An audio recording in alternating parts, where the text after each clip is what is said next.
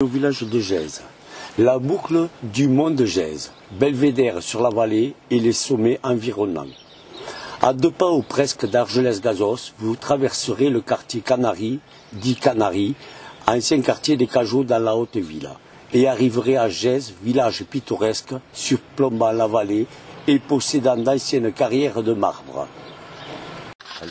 Bonjour, je suis Claudine, je fais partie d'une association qui s'appelle Edsvagans, des gens qui sont disponibles, donc c'est plutôt des gens âgés, mais pas que. Et on essaye au niveau du village de promouvoir des activités pour les gens du village et d'ouvrir le village aussi en décorant mieux le village, en essayant de participer à l'embellissement et de participer aussi à la réouverture de sentiers tout autour pour permettre de se balader. Autrement, le village a un bâti pas exceptionnel, mais il y a quand même des très belles maisons bigourdanes. Et puis il y a eu des emplacements qui ont été libérés à l'intérieur du village. Il y a un petit jardin qui a été créé qui permet aux gens qui se baladent de s'arrêter. C'est en face de l'église, c'est joli, et il y a un point de vue magnifique sur la vallée et sur les montagnes environnantes. D'accord. Il y a combien d'habitants ici?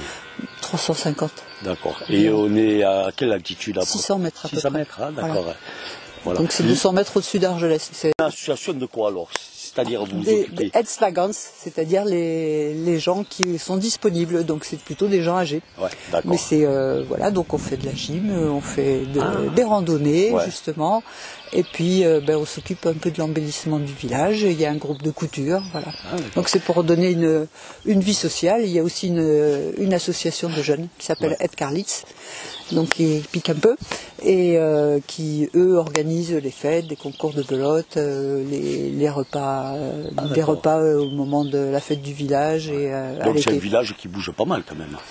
Il bouge à la vitesse des gens qui y habitent, de retraités, qui sont des autochtones. Dans notre groupe, il y a beaucoup d'autochtones et de gens qui ne sont pas des autochtones, mais qui ont choisi de venir vivre ici.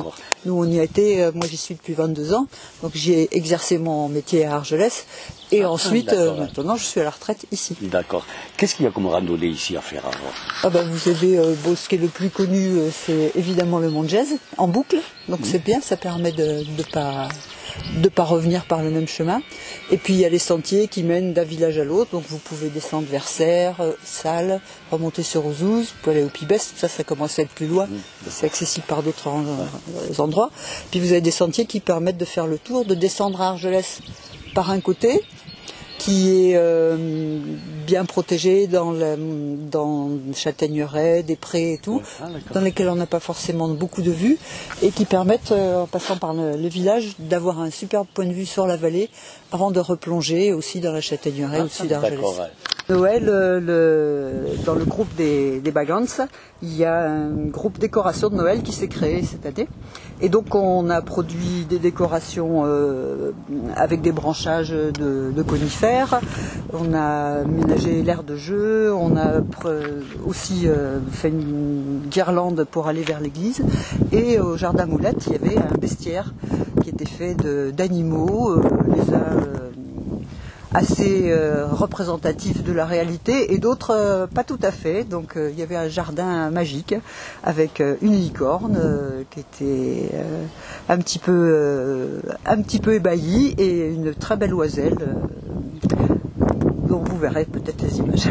Et disons que vous commencez à partir de... C'est mis en place à partir de quelle date alors? Alors les ateliers de fabrication des décorations sont faits sur la deuxième quinzaine de novembre et l'installation s'est fait début décembre. D'accord. Voilà, puis on espère que cette année on aura en plus de l'éclairage pour mettre un peu plus en valeur. Déjà on recueille des matériaux, donc que ce soit du bois, des branchages, avec l'aide de la commune qui nous fournit en général les branchages de sapin, du oud, et puis après chacun arrive avec sa perceuse, mais il y a beaucoup de gens qui ont fabriqué avant et qui ont amené les choses après. Et du coup ça a fait de l'émulation parce qu'il y a des gens qui chez eux ont fait la même chose, ont décoré le devant de leur maison ou ont fabriqué des petits rennes, des petits chevreuils. Voilà. C'est chouette. C'était sympa parce que justement ça. Et puis les gens du village étaient contents de se promener dans le village alors que Bon, cette année il faisait beau, donc on s'est bien promené, mais c'était joli. Ouais. Voilà. Donc ça, c'était quoi la première année? Alors, Ça, c'était la première année. Donc la deuxième année, on va essayer d'étoffer notre jardin moulette. D'accord. Et puis au niveau des autres endroits du village, de voir ce qui était bien et puis d'améliorer, quoi. Et ça s'appelle, pourquoi ça s'appelle jardin moulette? Parce que la maison, ici c'était une maison qui avait été achetée par la commune et qui était la maison Moulette. Et en plus, il y a quelqu'un du village qui s'appelait Moulette et qui est mort à la guerre d'Algérie. La montée se fait ensuite par la piste forestière. Attention à bien refermer les barrières à bétail. Magnifique vue sur le sommet, plein feu sur le pic du Midi de Bigorre et les sommets alentours. Le retour se fera par le sentier qui plonge vers le col d'Arras, le quartier des Gerbes et le saut du procureur. Référence faite à un fonctionnaire qui, alors qu'il prélevait trop d'impôts, fut précipité dans le ravin par les habitants. Très jolie balade, qui peut être écourtée en partant directement du village de Gèze. Alors la boucle du mont de Gèze, niveau moyen, durée aller-retour 3h45, dénivelé 620 mètres.